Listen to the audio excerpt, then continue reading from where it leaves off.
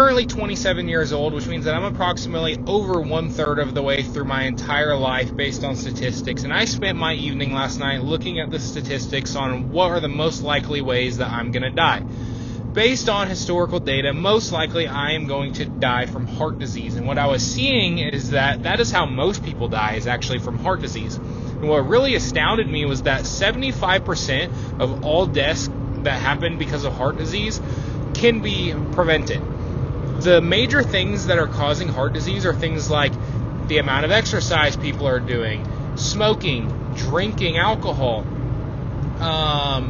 eating, their diet, things like that. And it really surprised me that most of the things that are killing people are choices, because all of those things are choices that can be made in day-to-day activities. However, we are truly just choosing to not only die younger, but what that leads to is, yes, dying younger, but then the age between 50 to 70-year-old, those years are lived with much less vitality.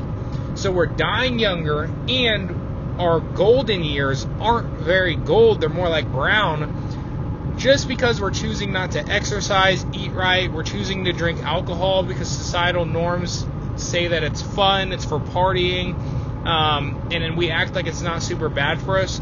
Smoking, even if we're not smoking, everybody's vaping, everybody's using nicotine, and there for a while we talked about how nicotine was just a nootropic and it's inherently not dangerous. That's not necessarily true. Nicotine itself does cause vasoconstriction, which means that the tiny little arteries that you have that supply important areas of your body do receive less blood, and that over time can have negative outcomes, as well as its effect on dopamine inside of your body, and it's clearly addictive, which it in and of itself is problematic. But those are just kind of my driving thoughts for today, where last night I was sitting down and reading a nutrition textbook as I gear up for my next semester of teaching, where I'm going to start teaching nutrition. And it just is really crazy that I'm going to have to tell my students that the most likely way they are going to die is going to be due to heart disease.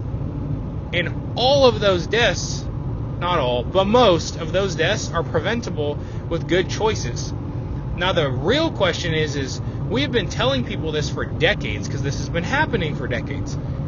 So we are either, as a society, not educating enough, or we are not using enough persuasion to make the changes necessary to have positive health outcomes. I'm curious what you guys think about it. Let me know in the comments as to where you think we are headed as a society health-wise, and what we can do